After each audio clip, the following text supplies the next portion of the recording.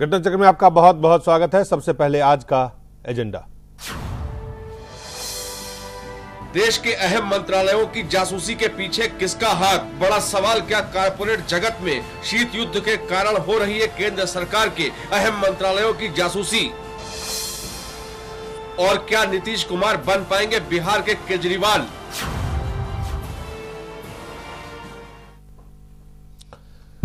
सबसे बड़ा सवाल तो यही है कि क्या नीतीश कुमार बिहार में वही कर पाएंगे जो केजरीवाल दिल्ली में कर ले गए। लेकिन उससे भी बड़ा सवाल आज है कि जो देश के अहम मंत्रालय हैं उनके जासूस, उनके ऊपर जो भी लोग जासूस लगे हुए हैं, जो भी दस्तावेज हैं, ऐसे दस्तावेज जो राष्ट्रीय सुरक्षा से भी जुड़े हुए हैं, क्या इसके पीछे कारण क्या है? कौन लोग हैं? क्या जो शीत युद्ध है कारपोरेट जगत के अंदर में जो चल रहा है, क्या ये उसका नतीजा है या कारण है? ये तमाम सवाल हैं। लेकिन सबसे पहले आपको हम दिखाते हैं कि इस बाबत देश के गृह मंत्री राजनाथ सिंह ने क्या कहा। किसी भी पॉसिबिलिटी को मैं रूल आउट नहीं करना चाहता हूं, लेकिन ये सब सारी चीजें लंबे समय से चल रही होंगी, तभी ऐसी परिस्थिति पैदा हुई और उसकी जांच हो रही है। और बिल्कुल दूध का दूध, पानी का पानी हो जाएगा और जो भी दोषी हैं वो बख्शे नहीं जाएंगे। और बस्से साहब दिल्ली पुलिस के कमिश्नर हैं, उन्होंने क्या कहा? क्योंकि दिल्ली पुलिस पूरे मामले की जांच दिल्ली पुलिस के द्वारा हो जाए। डॉक्यूमेंट्स जो है चोरी किए गए, डॉक्यूमेंट चोरी करने के बाद में आगे बेचे गए। उनको जो उनके रेसिपिएंट्स हैं, यानी कि आप समझ लें कि चोरी के माल को खरीदने वाले जो हैं रिसीवर ऑफ स्टोलन प्रॉपर्टीज, उनको भी हमने अब जो है काबू में कर लिया है। इनसे अब हमारी बातचीत चल रही है, हम इनसे पूछताछ कर रहे हैं और पूछताछ में जो भी आगे काबिले एक्शन खबर होगी उस पर एक्शन लिया जाएगा। जहाँ पर सर्च करनी मुनासिब थी वहाँ पर हमने सर्च भी की थी। अगर आगे भी कहीं पर सर्च करनी आवश्यक होगी वो सर्च हम करेंगे। और इस बाबत तमाम तरह की राजनीतिक प्रतिक्रिया भी आ रहे हैं। क्या कह रहे हैं नरसिम्हा साहब और संजय निरुपम, ये भी आपको हम दिखाते हैं। इस तरह की मिसडेमेनर को, मिसबिहेवियर को बर्दाश्त नहीं करेगी। स्विफ्ट एक्शन लेकर के, बहुत जल्दी एक्शन लेकर के सरकार ने इस पूरे इस तरह की गलत प्रक्रिया को रोकने के लिए काम किया है। ऐसी कौन सी कंपनियां हैं, इसका खुलासा होना चाहिए। इन कंपनियों ने कौन कौन से अधिकारियों का इस्तेमाल किया, कर्मचारियों का इस्तेमाल किया, इसका भी खुलासा होना चाहिए। और अगर यूपीए के जमाने में भी ऐसा होता था तो सरकार पूरी तरह से स्वतंत्र है इसकी छानबीन कराने के।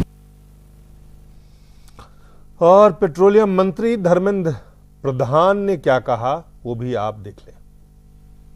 सारा विषय अभी स्पष्ट होगा धीरे धीरे। जिन लोगों ने गलत प्रक्रिया अपनाई थी, गलत तरीके से रात की अंधेरे में वो काम कर रहे थे, उनके ऊपर कानून की पंजा कसा जाएगा। कानून के अंदर उनको जवाबदेही देना पड़ेगी। कितना भी प्रभावशाली हो, कितना भी बड़े हो, कितना भी ताकतवर हो, सरकार कानून सबके लिए समान करके देखेगी। किसी को भी उसमें से बख्शा नहीं जाएगा। सब पे जो कानून की प्रक्रिया है सबके लिए समान होगी। ये दावे हैं केंद्रीय मंत्री धर्मेंद्र प्रधान जी कह रहे हैं कि कानून सबके लिए बराबर हैं, कितने भी रसूख वाले व्यक्ति क्यों ना हो उनको बख्शा नहीं जाएगा। कानून अपना काम बिल्कुल निष्पक्षता से करेगी।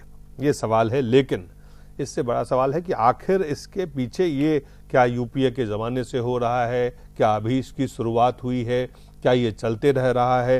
ये तमाम सवाल है। लेकिन सवाल ये है उससे बड़ा कि आखिर ये करवा कौन रहा है, कौन है इसके पीछे। हमारे साथ उपेंद्र जी हैं। उपेंद्र जी वरिष्ठ पत्रकार हैं। उपेंद्र जी, आपसे जानना चाहते हैं कि ये जो स्थिति बनी हुई है, लगातार इन दिनों से खबरें आ रही हैं, इसको कैसे देखते हैं आप? क्या ये स्वाभाविक सा चीज़ें हैं या आपको लगता है अस्वाभाविक चीज़ है जिसको खुलासा अब हुआ है? देखिए, पहले भी इस तरह की घटनाएं घटी है। एक बार याद है हमें कि रिलायंस का ही जो डायरेक्टर कारपोरेट या प्रेसिडेंट कारपोरेट जो उसके थे वो इसमें पकड़ाए थे। उसमें यशवंत सिन्हा वित्त मंत्री हुआ करते थे। तो उस समय भी कुछ वित्त मंत्रालय के जो दस्तावेज है वो बाहर पाए गए थे। तो ये तो होता रहा है, हमको लगता है उसका लेवल कम हो ज़्यादा हो, लेकिन इस तरह की घटनाएं घटती रही हैं लगातार जी। लेकिन जिस तरह से चोरी हो रही, पहले था कि एक नेक्सस होता है अफसरों के बीच में और कॉर्पोरेट वर्ल्ड के बीच में, उस नेक्सस के कारण है जो उसको सूचनाएं मिल जाती है, लेकिन यहाँ तो लग रहा है कि चोरी हो रही है, सेंधमारी हो रही है। तो इसमें जो पकड़ाया है वो भी बहुत मिस्टीरियस है। जो सबसे लोएस्ट कंपनी, 5 एनर्जी कंपनी, पहले जो गिरफ्तारी जो हुई है जो ऑफिस के अंदर की, और लोअर 4th ग्रेड एम्प्लॉई है दोनों, वहां से गिरफ्तारी हुई है। उसके अलावा फिर कुछ एक पत्रकार जो थे पहले हुआ करते थे, अभी भी पोर्टल चलाते हैं, उनकी हुई गिरफ्तारी। फिर बाद में लोअर लेवल के या मीडियम लेवल के कॉर्पोरेट मैनेजर्स, उसकी गिरफ्तारी हुई है।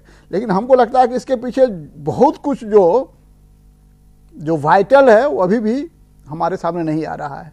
जो इंटरेस्टिंग है वो तो दिखलाया जा रहा है, इसमें दिलचस्पी हो सकती है सरकार को दिखाने की भी, पुलिस जो इन्वेस्टिगेशन में है उसको भी दिखलाने में दिलचस्पी जो होगी, मतलब दिलचस्प चीजें हमें दिखाई जा रही है। और जो वाइटल, जो ज्यादा महत्वपूर्ण है, वो अभी भी नहीं दिखलाया जा रहा है। वो क्या वाइटल्स है जो आपको लगता है कि अभी तक पब्लिक डोमेन में नहीं आ रहा है? वाइटल तो हमें लग रहा है कि इसमें बड़े बड़े अधिकारियों का हाथ होना चाहिए।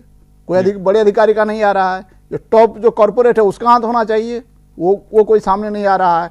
आज मैं देख रहा था कि जो साइकिया गिरफ्तार जो हुआ है, उसने कहा कि भाई मुझको फंसाया जा रहा है, इसमें 10,000 करोड़ का घोटाला है। हाँ, एक घोटाला बहुत बचने बड़ा के लिए भी तो हो सकता है, ये बचने का भी तरीका हो सकता है। लेकिन जो देखिए, जहाँ हजारों करोड़ रुपए का मामला लगा हुआ है, केजी बेसिन है, वो हजारों करोड़ से संबंधित है मामला। पता चला है कि बहुत सारे जो आर्बिट्रेशन का जो फाइल होता था वो उसकी चोरी हुई है, और आर्बिट्रेशन का मुकदमा रिलायंस इंडस्ट्री करता था। तो ये जो जिस तरह का हजार करोड़ का मामला है, तो आपको क्या लगता है कि 10,000 5,000 रुपया दे करके ये काम करवाया जा रहा है? चलिए, एक हमारे साथ कांग्रेस पार्टी के प्रवक्ता हैं आलोक शर्मा जी। आलोक जी, ये कहा जा रहा है कि ये पहले से चल रहा है, अभी सिर्फ पकड़ा जा रहा है इनको जी। तो क्या ये यूपीए के जमाने से चल रहा है? उस समय सरकार इस चीज को चिन्हित करने में या इस तरह के जो दस्तावेज वहां से गायब हो रहे थे वो विफल रही, ये क्या कहा जा रहा है? आलोक जी, से इस तरह की चीजें चल रही हैं जी। तो 15 वर्षों में तो 6 वर्ष एनडीए की सरकार भी रही जी। लेकिन मैं समझता हूँ कि जो असली मामला है वो मामला ये रहा है इस बार के, यहाँ पर 2 ग्रुप हैं। जो मैं आज किसी एक हिंदी दैनिक में पढ़ रहा था कि उसमें से एक ग्रुप को अपना हिस्सा की, तो ऐसा नहीं है कि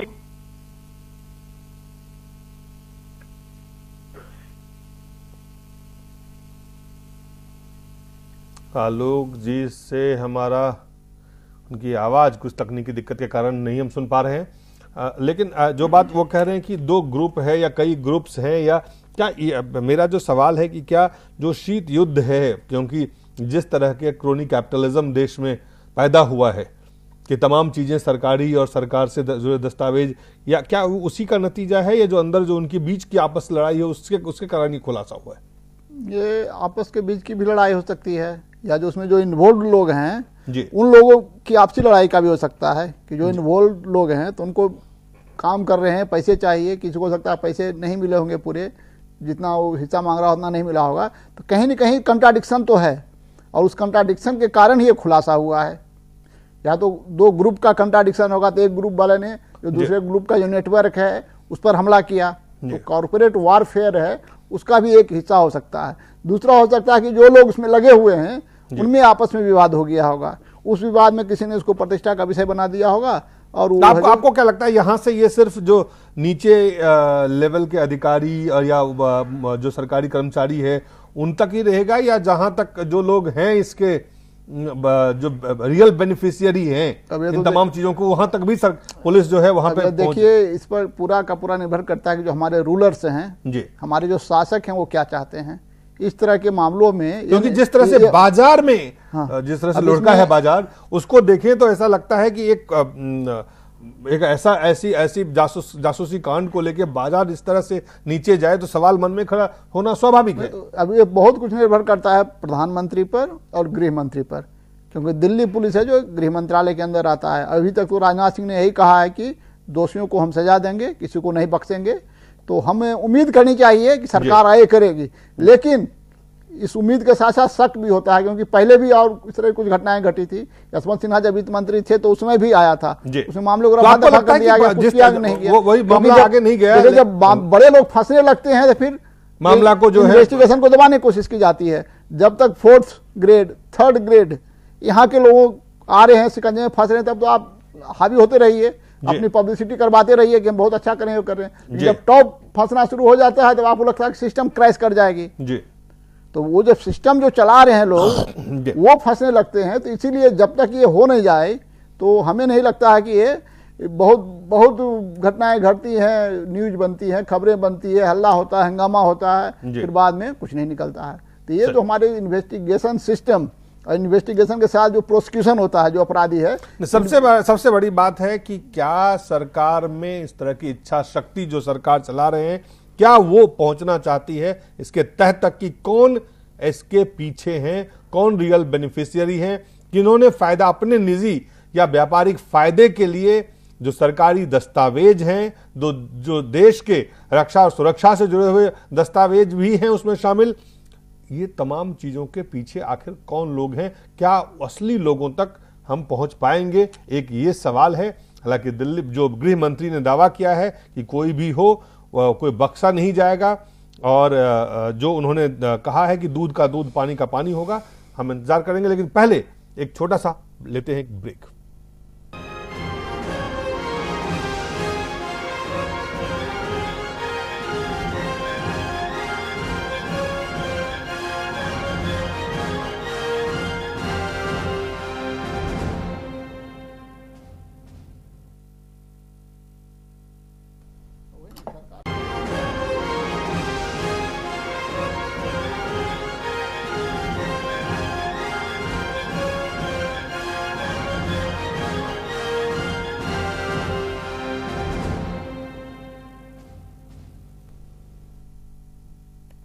एक बार फिर से स्वागत है। हम चर्चा कर रहे हैं जो जासूसी हो रहा था, जिसको पकड़ा गया और क्या अभी भी हो रहा है, कौन कौन से मंत्रालयों का ऐसा कहां कहां जासूसी हो रहा था, जो अब तक कुल लोग गिरफ्तार हुए हैं। ऐसा लगता है कि ये सिर्फ एक मंत्रालय तक सीमित नहीं था, कई मंत्रालयों, भारत सरकार के कई मंत्रालयों में इस तरह की जासूसी चल रहे थे। और इसके पीछे अब तक जो जिन कंपनियों के जो अधिकारी या उनके जो कर्मचारी जो गिरफ्तार हुए हैं, ऐसा लगता है कि ये बहुत बिल्कुल साफ तरीके, साफ तौर से ये वो किस्सा है कि जहां अपने व्यापारिक फायदे के लिए इन तमाम सूचनाओं का इस्तेमाल किया जाता था। विपुल हमारे साथ हैं, हमारे सहयोगी हैं। विपुल, ये जो कंपनियां हैं, जिन कंपनियों की इस तरह की सूचनाएं की आवश्यकता होती है, इतना पैसा वो खर्च करते हैं, इतने तरह के लोगों को वो हायर करते हैं, सरकारी मुलाजिमों को भी पैसा देते होंगे, अपने कर्मचारियों को पैसा देते हैं, पत्रकार उसमें शामिल है, जाहिर है ये तमाम चीजें इसके पीछे मकसद होगा।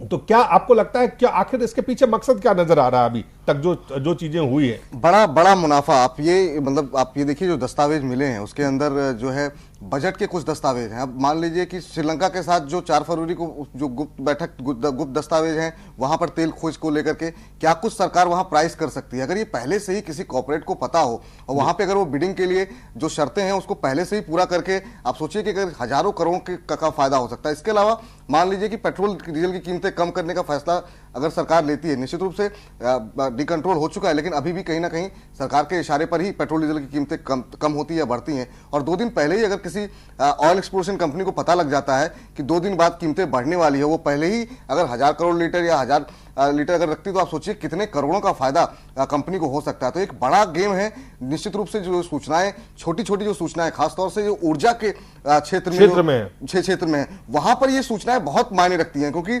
50 पैसे 1 रुपए का फर्क अगर आपको पहले से पता है, उसमें आप हजारों, 2000 करोड़, 10,000 करोड़ रुपए का मुनाफा बड़ी आसानी से कमा सकते हैं। ये कोई ऐसा क्षेत्र नहीं है जहां पर आप कुछ चीजें बना रहे हो, ये प्राकृतिक चीजें हैं। इसमें अगर रेट पहले से पता हो, शर्तें पहले से पता हो, उन शर्तों को आप आसानी से पूरा कर सकते हैं। उसके लिए क्या कुछ दांवपेच आपको करने हैं, उसके बारे में आपको जानकारी मिल सकती है। इसीलिए तमाम बड़ी कंपनियां इस तरीके से इसमें तमाम जासूसी करवाती हैं, दस्तावेजों को पहले जानकारी मिलती है। इसका एक दूसरा पहलू भी है। अब मान लीजिए बजट में कुछ प्रावधान है और वो प्रावधान अगर किसी कॉर्पोरेट को पहले पता लग गए और उस प्रावधान का फायदा किसी क्षेत्र को होने वाला है, उस कंपनी के शेयर बढ़ सकते हैं। तो इसका फायदा आप सोचिए, हजार लाखों शेयर अगर कोई व्यक्ति पहले से खरीद लेता है सूचना के आधार पर, तो इसमें जो आम निवेशक रहेगा उसके लिए कितना बड़ा नुकसान है। क्योंकि जिस समय आम निवेशक इस खबर पे शेयर खरीद रहा होगा कि ये अच्छी खबर आई है, उस समय बड़ी संख्या में लोग बेच रहे होंगे, तो आम निवेशक को कितना बड़ा नुकसान होगा, और जो जिसको पहले से इंफॉर्मेशन होगी उसके लिए ये हजारों करोड़ लाखों करोड़ का मुनाफे का सौदा हो सकता है। तो हमेशा ये कोशिश की जाती है कि पहले से सूचना मिल जाए।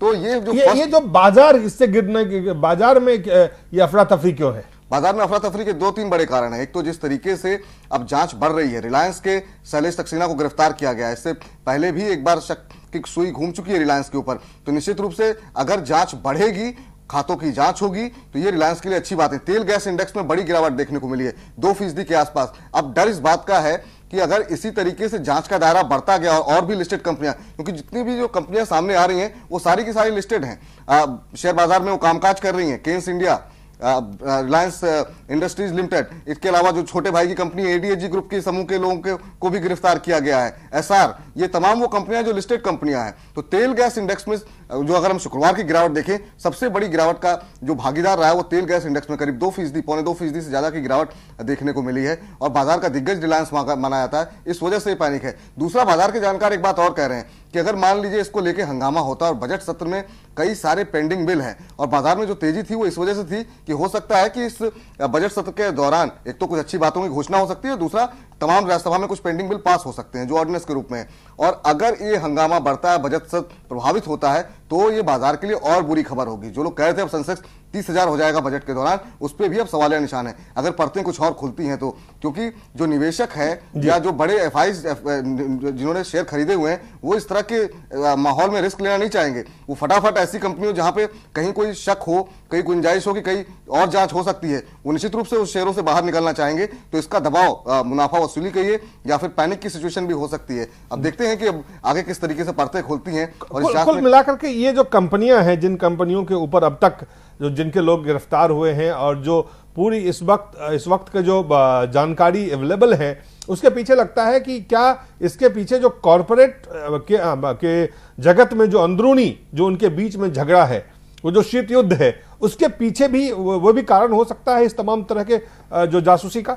निश्चित रूप से कंपटीशन काफी ज्यादा है, और अगर आपको एज लेनी है दूसरे अपने कॉम्पिटिटर से, तो आपके पास कुछ तो अलग होना चाहिए। तो लोग ज्यादातर इस तरह की जासूसी इसलिए करवाते हैं ताकि उनके पास अंदर की सारी इंफॉर्मेशन रहे, ताकि अगर किसी बिड के लिए वो जा रहे हैं तो वो पहले से तैयार हो। तो जो लोग गवर्नमेंट बिजनेस या गवर्नमेंट पॉलिसी या गवर्नमेंट के जो उनके जो डिसीजंस होते हैं, उससे जो लोग ज्यादा प्रभावित होते हैं, वो इसमें वो कंपनियां ज्यादातर इन्वॉल्व रहती हैं। और इसमें प्राकृतिक संपदा वाले क्षेत्र ज्यादा होते हैं। जैसे मान लीजिए जैसे 2G 3G की लाइसेंसिंग होनी है, उसको लेकर के उस क्षेत्र में जो जुड़ी कंपनियां हैं, ऊर्जा के क्षेत्र में जुड़ी जो कंपनियां हैं, प्राकृतिक संसाधन कोयला के क्षेत्र से जुड़ी हुई कंपनियां हैं, इनके लिए सूचनाएं बड़ी महत्वपूर्ण होती हैं। और ऊर्जा अपने आप में एक ऐसा क्षेत्र है जिसमें जरूरत बहुत ज्यादा है देश के अंदर। तो लोगों को भी पता है अपार संभावनाएं हैं और इसमें बहुत ज्यादा मुनाफा है इस क्षेत्र के अंदर। तो इसलिए भी ये जासूसी होती रहती है कि एक छोटी सी जानकारी लीक हुई, वो उस कंपनी को हजारों लाखों करोड़ का मुनाफा करा सकती है। ये पूरा का पूरा जासूसी कांड, उसके पीछे देख रहे हैं कि सिर्फ मुनाफा ही एक मकसद है या इसके बियॉन्ड भी चीजें दिख रही है? इसके बियॉन्ड मुझे नहीं लगता कि इसके पीछे बाकी किसी कंपनी को और क्या मतलब होगा कि सरकार किस तरीके की चीजें ला रही है। उसके पीछे मेन चीज आपको लगता है यहीं तक सीमित है, या इसके पीछे विदेशी कंपनियों का या विदेशी ऐसे जो तमाम जो भारत विरोधी तत्व हैं वो भी इसमें शामिल हो सकते हैं? अभी देखिए, भारत विरोधी तत्व या विदेशी तत्व है जी, जब आपने इकोनॉमी का ग्लोबलाइजेशन कर दिया जी, तो ग्लोबलाइजेशन करने के बाद कंपटीशन इंटरनेशनल ग्लोबल कंपटीशन हो जाता है जी। इसमें जो ग्लोबल इन्वेस्टमेंट भी है उसके भी इंटरेस्ट हैं जो करना चाहते हैं, तो वो भी अपने हिसाब से वो जानकारी रखते होंगे, लेकिन अल्टीमेटली उनका भी प्रॉफिट मोटिव ही है। क्योंकि जो विदेशी हमारे जो संबंध, कुल मिलाकर के जो पूरा कांड है, जासूसी कांड के पीछे आप देख रहे हैं मुनाफाखोर जो कंपनियां हैं, जो उद्योग जगत के बड़े बड़े नाम हैं, वही इसको करवा रहे हैं। आप वही करवा रहे हैं, लेकिन वहां तक हम पहुंच पाएंगे कि नहीं पहुंच पाएंगे उन बड़े बड़े नामों तक, ये एक सवाल है। मिथिलेश जी, देखिए, राजनेताओं ने तमाम चीजों को, ये चीज स्वाभाविक है कि ये 2 दिन में या 2 महीने में नहीं हो रहा होगा। नहीं, ये तो लंबे अरसों से चल रही है जी। और खास करके जो भी पॉलिटिकल एक्टिविटी करने वाले जो पार्टियां हैं जी, जो मोटी मोटी रकमें लेती है वो भी एक पहलू है। क्या कि चुनाव के दरमियान में मोटी मोटी रकमें जो है कंपनियां से लेती है जी, और वो कंपनियां कहीं न कहीं जो है वो अपनी जो है इस तरह की जो है काम मिली भगत से भी करने की संभावना है। इन लोग का लगता है कि मिली भगत यह कार्य जो है हो सकता है। ललित मोहन सिंह जी, आप खुद एक आप भी जानते हैं तमाम चीजों को, ये क्या जो कुछ हो रहा है उस पर क्या टिप्पणी है आपकी? पहले देखिए, ये तो पहले अपने आप में बहुत ही शर्मनाक बात है कि, और अच्छी बात इसके अंदर ये है कि कम से कम कोई एक ऐसा व्यक्ति है जिसने इन्वेस्टिगेट कराने की जरूरत की है। ये कोई नई बात नहीं है। विपुल जी की बात से मैं सहमत हूं, लेकिन मैं इस पूरे प्रकरण में जिस बात से सहमत नहीं हूं कि सुइयां सिर्फ रिलायंस, एसआर और इन लोग कंपनी की तरफ क्यों जा रही है, अडानी की तरफ क्यों नहीं जा रहा।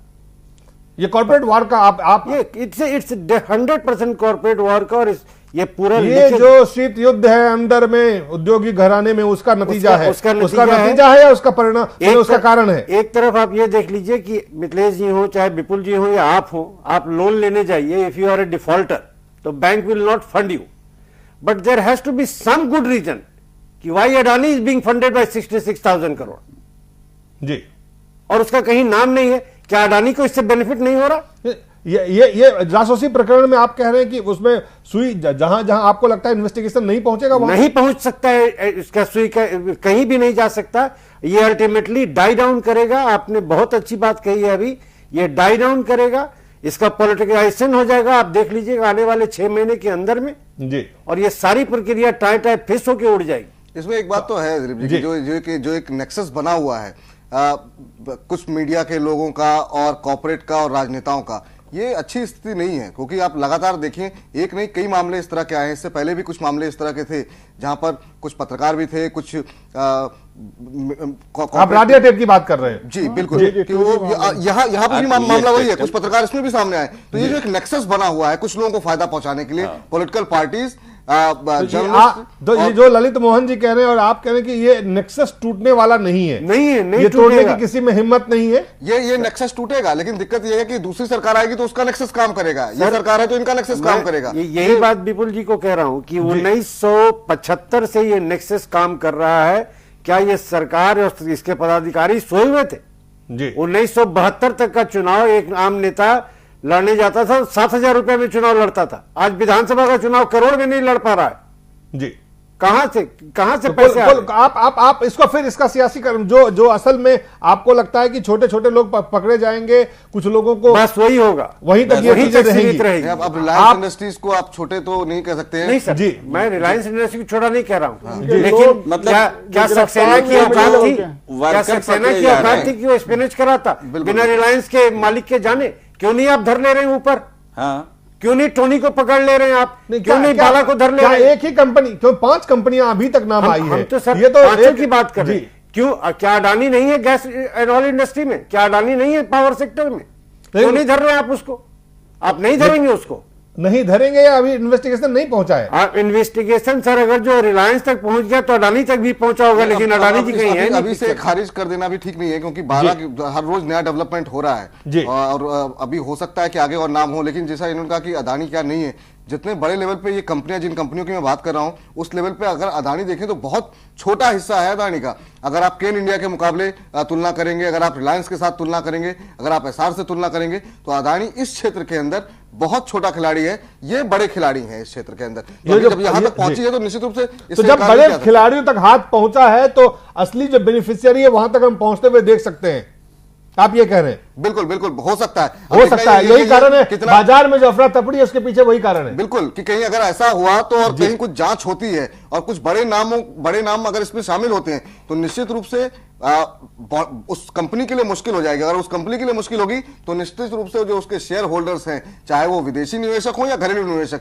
वो ऐसी टेंटेड कंपनी में या ऐसी कंट्रोवर्शियल कंपनी में अपने पैसे को नहीं रखेंगे जहां पे उनको डूबने का खतरा होगा। तो अगर एक साथ सब लोग निकलेंगे तो बड़ी गिरावट देखने को मिल सकती है, क्योंकि बाजार के अंदर रिलायंस इंडस्ट्रीज जैसी कंपनी की हिस्सेदारी काफी मजबूत है, वेटेज काफी ज्यादा है उसका, केन इंडिया का काफी ज्यादा वेटेज है। अगर इस तरह की कंपनियों में बड़ी गिरावट बाजार के लिए अच्छे संकेत नहीं हो सकती। बाजार के लिए अच्छे संकेत नहीं हो सकते हैं, लेकिन अगर देश को दुरुस्त करना है, अर्थव्यवस्था को दुरुस्त करना है, सरकारी जो तंत्र है हमारे उस व्यवस्था को ठीक करना है, तो ऐसे लोगों तक, जो लोग इस तरह के काम कर रहे हैं, जो जासूसी करवा रहे हैं, वहां तक पहुंचना बेहद जरूरी है। फिलहाल एक ब्रेक लेते हैं, ब्रेक के बाद जल्द वापस लौटते हैं।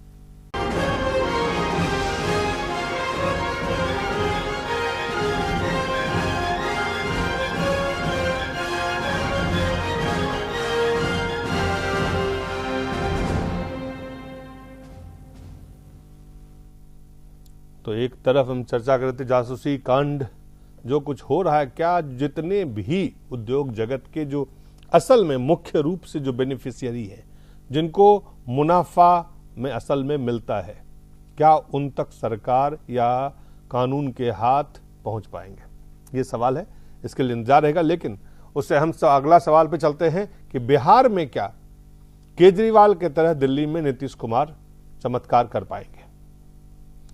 ये एक ऐसा सवाल है जिसका जवाब अभी देना बड़ा मुश्किल है।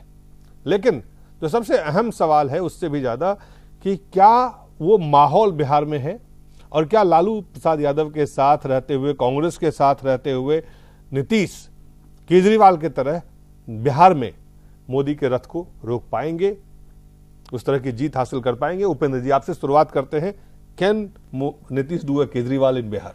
देखिए, केजरीवाल और नीतीश दोनों में 36 का आंकड़ा है, मतलब है कि कोई तुलना ही नहीं है। केजरीवाल की जो जीत हुई है वो भ्रष्टाचार विरोधी आंदोलन की जीत हुई है। ये पूरा एक सिंगल इशू है जिस पर केजरीवाल की जीत हुई है। और वहाँ नीतीश कुमार हैं। नीतीश कुमार अपने को विकास पुरुष कह सकते हैं। मिथिलेश जी बोल रहे थे कि 1 लाख किलोमीटर सड़कें बन गई, स्कूल की बिल्डिंग बन गई, प्राइमरी हेल्थ सेंटर है उसकी बिल्डिंग बन गई, तो उसका तो कह सकते हैं। लेकिन ये दावा नहीं कर सकते हैं कि उनका प्रशासन भ्रष्टाचार मुक्त रहा है, बल्कि सभी लोगों का जो उसमें नहीं। लेकिन क्या वो रिपीट, तो आप कह रहे हैं कि केजरीवाल एक तो नहीं है वो, या केजरीवाल जैसा दिल्ली वाला माहौल होता है भ्रष्टाचार विरोधी मुहिम जी, तो भ्रष्टाचार विरोधी मुहिम के नेता रहे हैं केजरीवाल, और उसी के कारण उन्होंने ये चमत्कार दिखलाया, या जो चमत्कार हुआ तो है वो नीतीश कुमार में वो छवि नहीं है, उनकी छवि नहीं है। उन्होंने इस तरह की खुद अपने बारे में छवि बनवाई भी नहीं। उन्होंने विकास और गवर्नेंस की बात, विकास और गवर्नेंस की बात की है। हालांकि सुशासन भी वही होता है जो भ्रष्टाचार मुक्त शासन होता है, उसी को सुशासन बोलते हैं। तो हमें नहीं लगता है कि उन्होंने सुशासन की चर्चा की होगी, तो वो कंपैरेटिव चर्चा थी कि लालू यादव की जो सरकार है उससे बेहतर हमारे जंगल राज से मुक्ति के लिए। तो सुशासन से उनका तात्पर्य था कि अब चूंकि लालू प्रसाद यादव भी उनके साथ अब लालू प्रसाद उनके साथ हैं, यही है ना। कांग्रेस भ्रष्टाचार के जिसके ऊपर सबसे ज्यादा वो भी उनके साथ है। लालू प्रसाद तो सजा याफ्ता नेता हैं जी, उनको सजा मिल चुकी है जी, अभी बेल पर, भ्रष्टाचार के मामले में मिला है। हाँ, वो भी भ्रष्टाचार के मामले में। एक 2 और मुकदमे की यहाँ पर क्या बोलते हैं उसका भी फैसला आएगा, उसमें भी सजा मिल सकती है उनको। तो ये जो है कि भ्रष्टाचार की गोद में रह करके जी आप केजरीवाल या उस तरह के चमत्कार नहीं कर सकते हैं लोगों के बीच में। वो नहीं कर सकते। मिथिलेश जी, देखिए केजरीवाल से हमारे मेरा सवाल ये है कि दिल्ली में जो कुछ हुआ वो बिहार में रिपीट होगा? चलिए, नहीं, वो तो संभावनाएं जो है मतलब करीब करीब बन रहा है। करीब हाँ, कैसे बन रहा है? बिगड़ रहा है या बन रहा है? ऐसा कि नीतीश कुमार जी का जो कार्य शैली है वह शैली अभी केजरीवाल जी में नहीं है।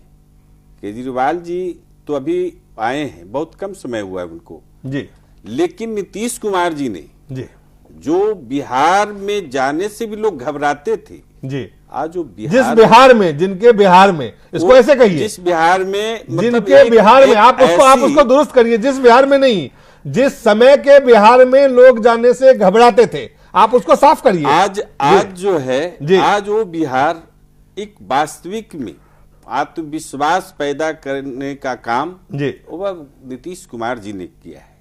आज जो है नीतीश जी की सरकार जो है अब वहां पर लोग को जिस टाइप से पलायन हो रही थी, वो तो ठीक है, मेरा सवाल है कि क्या वो कर पाएंगे? आप तो पूरा एकदम, मेरा सवाल पॉइंटेड है, क्या आप वो चमत्कार जो दिल्ली में हुआ वो बिहार में कर पाएंगे? हाँ, श्योर कर पाएंगे। कैसे कर पाएंगे? नहीं, उसका लालू जी के साथ बैठ के आप कर पाएंगे? आप कह रहे हैं कि देखिए हमने वो बिहार बनाया जिस बिहार में लोग जाने से डरते थे। आप एक तरफ से लालू जी के बिहार को ऐसा डार्क बना रहे हैं कि जिस बिहार में लोग जाते नहीं थे। नहीं, फिर आप वही कह रहे हैं मिथिलेश जी। देखिए, नहीं मिथिलेश जी, आप एक ही स्वर में बिहार लालू यादव को खारिज कर रहे हैं पहले, और फिर कह रहे हैं कि देखिए हम उनके साथ मिलकर बिहार वही बनाएंगे। देखिए, एक माहौल बना था उस जमाने में, आज उस माहौल को जो है एकदम विपरीत, यानी एक ऐसा वातावरण और सुशासन देने का काम वही तो सवाल है। आप एक तरफ तो लालू यादव पे हमला बोल रहे हैं सीधा। नहीं, आप एक बात समझिए, मुझे स्पष्ट करने दीजिए। देखिए, आज जो है नीतीश कुमार जी की जो कार्यशैली है वो पूरे देश के लोग जानते। अब लालू प्रसाद यादव आज लालू जी एक बात, कार्यशैली भी तो है, वो भी तो समर्थन दे रहे हैं। उनके समर्थन से इतिहास में जाना चाहूंगा जी। इतिहास को तो आप जान बता रहे हैं। आज जो है एक अंगुली माल डाकू के इतिहास को अब आप फिर आप सुन लीजिए, पहले सुनिए। आप लालू को अंगुली माल डाकू बता रहे हैं? आप सुनिए पहले तो ये तय करिए, पहले सुनिए। नहीं, मैं आपको सुनूंगा नहीं। उस व्यक्ति के अंदर एक ऐसी बदलाव आई कि रामचरितमानस का रचयिता। नहीं, तो आप पहले तो ये मानिए कि लालू यादव, पहले तो आप ये कह रहे हैं लालू यादव अंगुली माल डाकू थे। अंगुली माल का संबंध बुद्ध से है। नहीं, पहले तो उपेंद्र जी, सवाल वो नहीं है। पहले आज जनता दल यूनाइटेड के नेता ये कह रहे हैं कि वो डाकू थे, अब परिवर्तन हो गए। तो आप पहले ये मान रहे हैं कि वो डाकू थे क्या? ये नहीं मिथिलेश जी, रेल मंत्री में उन्होंने बड़ा काम करके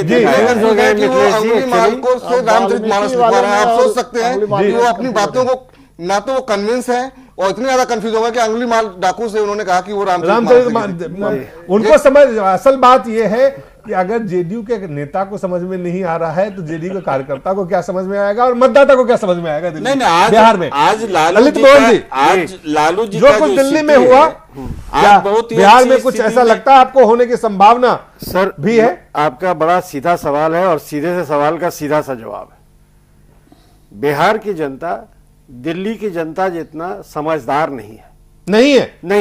ज्यादा समझदार है।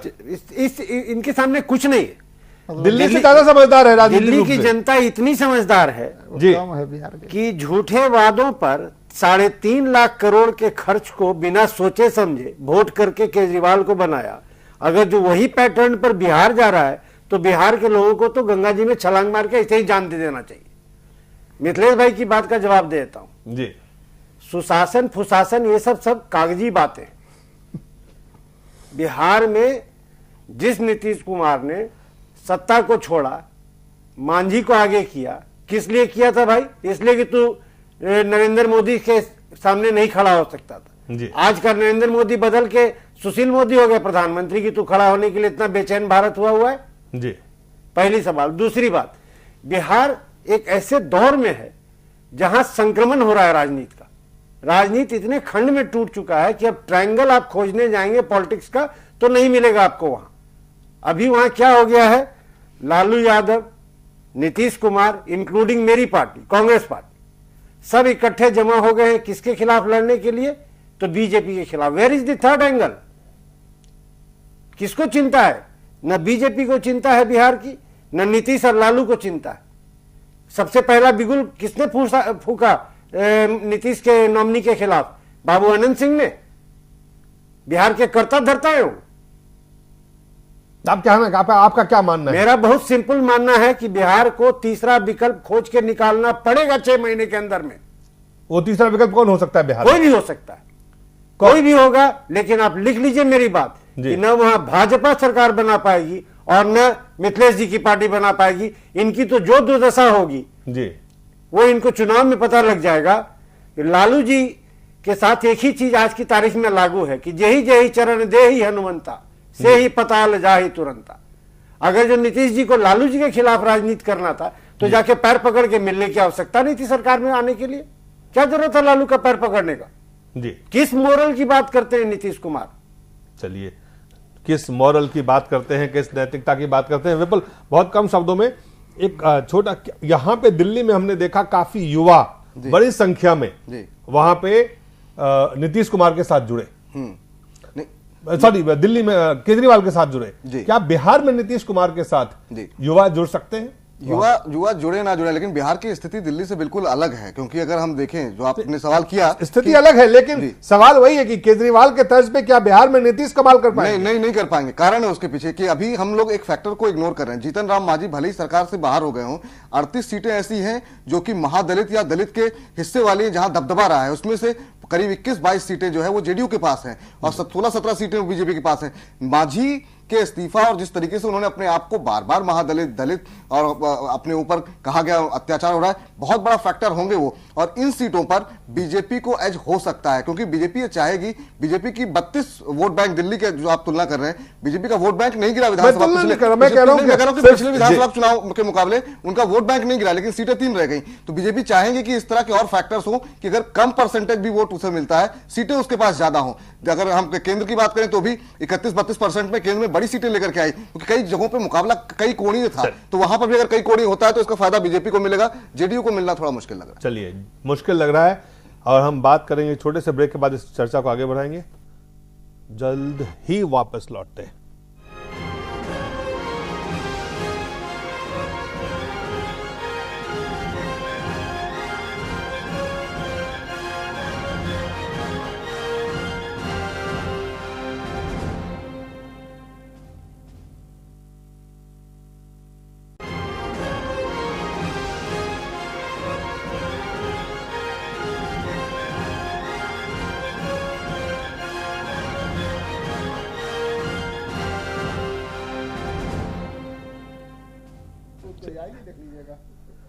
एक बार फिर से स्वागत। हम चर्चा कर रहे हैं कि क्या केजरीवाल के तरह नीतीश भी बिहार में कमाल कर पाएंगे। हमारे साथ नए मेहमान भारतीय जनता पार्टी के पक्ष रखने के लिए आनंद साहू जी। आनंद साहू जी, भारतीय जनता पार्टी का जिस तरह से वहां पे जो पूरा मांझी को समर्थन दिया, मांझी समर्थन, आपने कहा कि हम आखिरी दौर में फैसला करेंगे, सही वक्त पे फैसला करेंगे।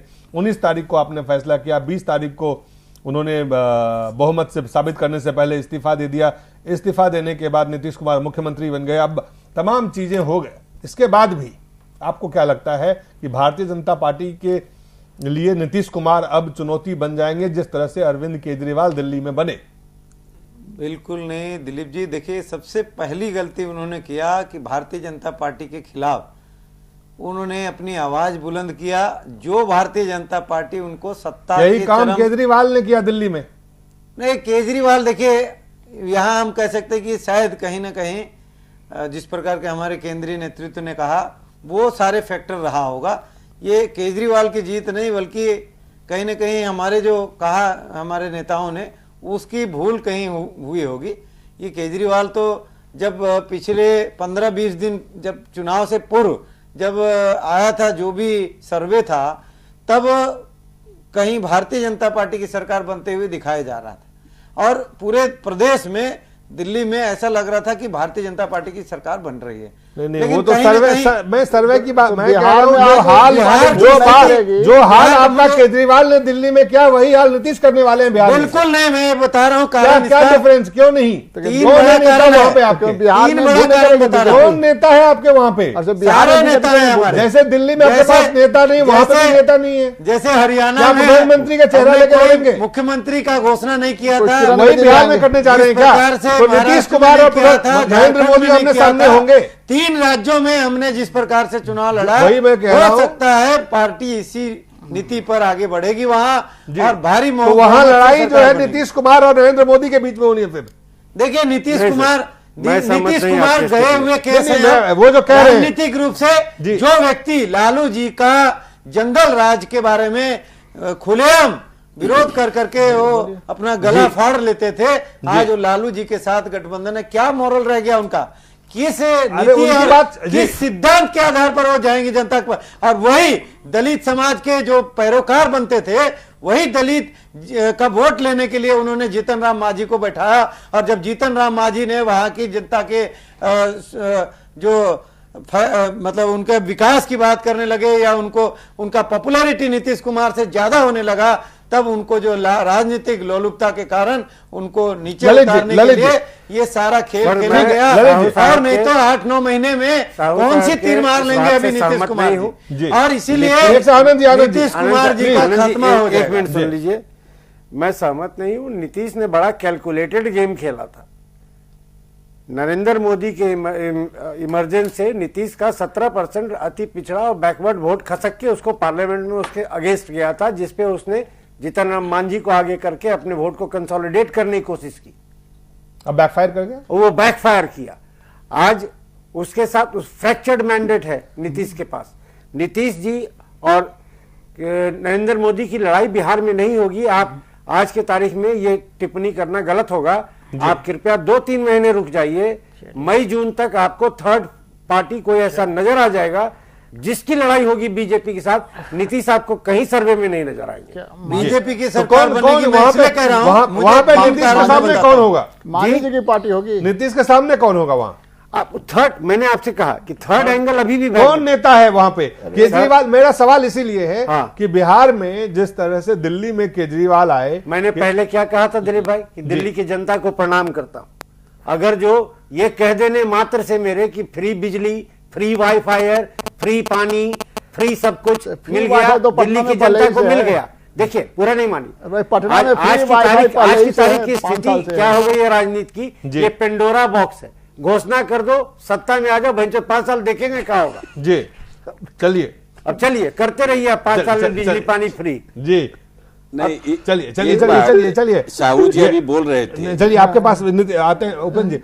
नीतीश कुमार आप कह रहे हैं कि वो करिश्मा नहीं है, लेकिन भारतीय जनता पार्टी में या किसी अन्य पार्टी में जो एक चेहरा होता है, आप अगर चुनाव में जाते हैं तो चेहरा लेके जाते हैं। आज के युग में जिस तरह का चुनाव प्रचार होता है वो चेहरे पे होता है। एजेंडा, विचारधारा, गवर्नेंस, ये सारे कुछ डॉक्यूमेंट्स आते हैं, कुछ वादे हिट हो जाते हैं, कुछ वो टाइम फेस हो जाता है। क्योंकि असल चेहरा होता है। और जो चेहरा अभी बिहार में अगर देखें तो कौन सा ऐसा चेहरा है जो आपको लगता है कि नीतीश कुमार के सामने?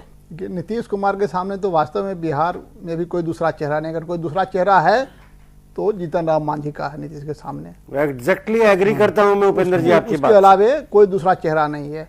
लेकिन जीतन राम मांझी के जो 7 महीने 8 महीने का जो उनका टेन्योर रहा, उसमें ठीक है, उन्होंने वो दलित सम्मान, दलित आत्म स्वाभिमान की बात कर सकते हैं, लेकिन जब गवर्नेंस की बात आएगी, विवादों की बात आएगी, ऐसे बयानों की बात है, क्या उससे लगता है कि जनता प्रभावित होगा? देखिए, बहुत सारे चूंकि वो डिप्रेस्ड क्लास के हैं जी, तो डिप्रेस्ड क्लास के लोगों के साथ जिस तरह से अत्याचार हुआ है, तो हमें लगता है कि जो जिस सवर्ण के बारे में उल्टी पुल्टी बातें बोलते हैं, उनके लोगों को भी लगता है कि भाई चलो इतना इसका बोलने का हक बनता है।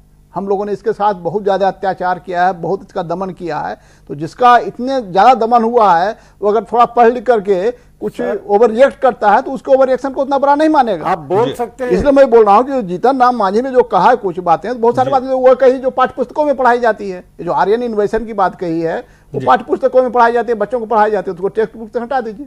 तो हमें लगता है कि इसका लाभ उनको मिल जाएगा। होता नहीं कि उन्होंने कुछ कह दिया तो शक का लाभ उनको मिलेगा। तो एक वो व्यक्ति है, लेकिन उनके पास अभी कोई संगठन नहीं है, इसलिए मैं ये नहीं कर रहा हूँ कि मैं पर्सनालिटी की बात बोल रहा हूँ कि नीतीश कुमार के सामने दूसरा पर्सनालिटी नीतीश कुमार से मैच कर सकते हो वो व्यक्ति एक चेहरा के रूप में। हमें लगता है कि नीतीश कुमार से उन्होंने अपना स्टेचर ऊंचा कर लिया। अभी आज की तारीख में उसका स्टेचर ऊंचा है। स्टेचर भाजपा की सबसे बड़ी कमजोरी बिहार में ये है। जी, तो आप कह रहे हैं कि नीतीश को चुनौती कहीं से मिलना है तो मांझी से मिलना है। अगर पर्सनालिटी को देखें तो किसी पर्सनालिटी से नहीं, संगठन भी चाहिए जी, संगठन चाहिए। नहीं, यहाँ पे केजरीवाल के सामने कोई संगठन नहीं था, उसके पास कोई संगठन नहीं था। अभी संगठन था, पिछले बारे में नहीं था, इस बार पूरा संगठित होकर बहुत ज्यादा रिसोर्सेज। जैसे आप लोग हरियाणा अगर संगठन खड़ा कर नहीं बनी थी तब तक यही कहते थे कि आपके पास कोई नहीं है। भाजपा नहीं, भाजपा ने उनके साथ विश्वासघात झारखंड में भी कहते थे। अब सरकार जब बन दिल्ली में नहीं बनी, हमें लगता है कि कुछ दिनों के बाद वो भाजपा के खिलाफ बोलना शुरू करेंगे। ये कहूंगा कि वहाँ बहुत सारे लीडर हैं। आपके पास कौन लीडर है? क्या है? Sushil Kumar Modi already deputy CM, Sushil Kumar Modi की हालत क्या है? हुसैन जी भी है, सीपी ठाकुर पुराने नेता हैं, और सारे लीडर हैं, राहुल पांडे जी भी हैं, हमारे प्रदेश के नेता हैं, बहुत सारे लीडर हैं। आनंद जी आप सुन लीजिए, सुशील कुमार मोदी उनके डिप्टी रहे हैं हमेशा। सुशील कुमार मोदी जिसका भी ये नाम ले रहे हैं आनंद साहब, हम लोग बिहार की राजनीति से जमीन से जुड़े हुए हैं। सुशील कुमार मोदी की राजनीतिक कैरियर का उत्थान और पतन वो किसी के किचन में घुस के राजनीति करने की है, लीडर की नहीं है। आप ये कहते भाजपा में कोई लीडर नहीं है इस वक्त? कोई लीडर नहीं है भाजपा बिहार में नेता विहीन है। या तो नरेंद्र मोदी को आगे करे, उनके पास कोई विकल्प नहीं है। ऊपर पार्टी रख देगी हाथ, वो कल सीएम होगा। इसीलिए ये मत कहिए कि हमारे पास नेता नहीं। हमारे यहाँ जो कार्यकर्ता है वही रातों रात नेता होता है जब संगठन उसके ऊपर भरोसा करती है। सर ऐसा होता तो किरण बेदी नेता नहीं होती। दिल्ली में भी था, यहाँ पर आपका संगठन तो दिल्ली में भी था, क्या हुआ दिल्ली में? बार हार होने की सिमट गए घटना। आप लंबी बात की बात नहीं किए। हार आपका सामने उदाहरण पड़ा हुआ है। दिल्ली का बिहार में। उपेंद्र जी, आप सब लोगों का बहुत बहुत धन्यवाद।